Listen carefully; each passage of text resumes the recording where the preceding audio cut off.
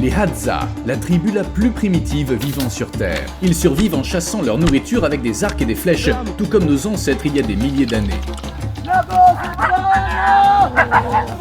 Profondément dans la savane sauvage où l'incertitude plane derrière chaque buisson, ils chassent des damans des rochers, des antilopes et des babouins.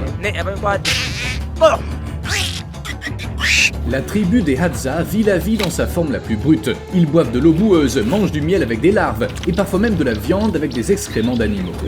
Pendant les 3 prochains jours, je ferai partie de leur tribu et je serai témoin de leur mode de vie. La tribu des Hadza vit près du lac Eyasi dans le nord de la Tanzanie depuis près de 50 000 ans et n'a eu de premier contact avec le monde moderne que depuis environ 150 ans. Ils parlent le Hadzane, une langue unique avec des clics. Les membres nous ont conduits auprès de leur chef. Mon nom est Sakoro. Sakoro, Sakoro. Rohi. Oui. Où sont les garçons? Allons les voir. Ils ne devraient pas encore être partis.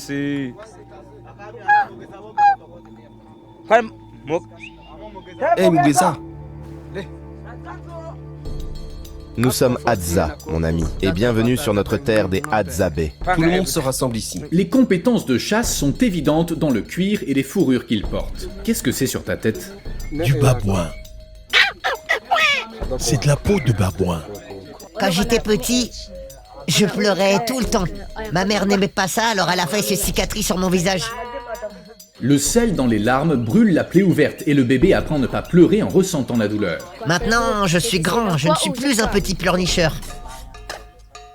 Ici, un jeune groupe de personnes fabrique et répare leurs équipements pour la prochaine chasse. C'est un savoir-faire transmis de génération en génération. Mes flèches sont les meilleures et je les fabrique moi-même. Lorsque nous sommes en chasse et que nous rencontrons un animal, nous agissons différemment selon l'espèce animale. Certains animaux ont un bon odorat et une bonne vue. Nous devons être silencieux et nous cacher. Nous avançons lentement jusqu'à ce que nous soyons assez proches. Ensuite, nous tirons. Mon ami, que s'est-il passé ici? Léopard. J'ai été attaqué par un léopard il y a longtemps. Ils personnalisent leurs flèches avec des motifs uniques. Si une flèche se perd et est retrouvée, c'est ainsi qu'ils savent à qui elle appartient. Cela indique également qui a touché la cible. Sur leurs arcs, ils ont ces motifs uniques provenant de certaines parties des animaux qu'ils ont chassés. Cela indique à quel point le chasseur est talentueux et expérimenté. De plus, ils utilisent des plumes d'oiseaux pour stabiliser la flèche pendant le vol.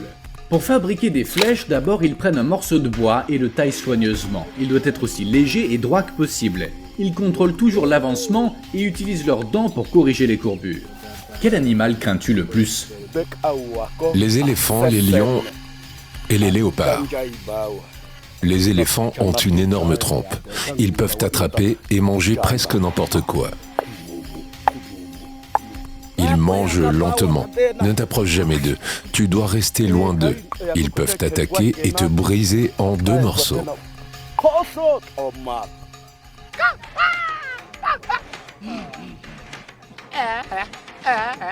Des babouins. Nous allons les chasser. Nous irons là-bas demain pour une chasse aux babouins. Tu vas aller dormir et ensuite te joindre à la chasse aux babouins le matin. Nous nous sommes rassemblés avant le lever du jour. Sakoro crie pour réveiller les autres chasseurs. Veuillez noter que certaines scènes que vous allez voir peuvent être sensibles.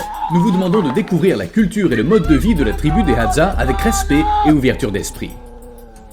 Notre voyage dans la nature commence une fois que tout le monde est prêt. Ils se séparent en différents groupes. C'est ainsi qu'ils tentent leur chance en chassant. La tribu se prépare, voyons ce qui va se passer.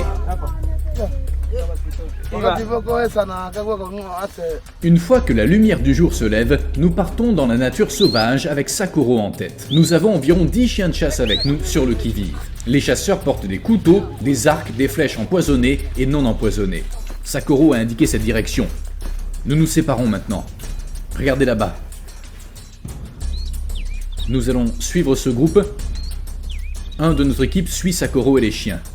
Tout au long de la chasse, nous nous séparerons en groupes de temps en temps. Dans ce vaste terrain, les chiens sont nos yeux et nos oreilles. Ils se dispersent et fouillent une grande zone. Cette stratégie permet à la fois aux chiens et à nous de couvrir plus de terrain et d'augmenter nos chances de repérer des animaux.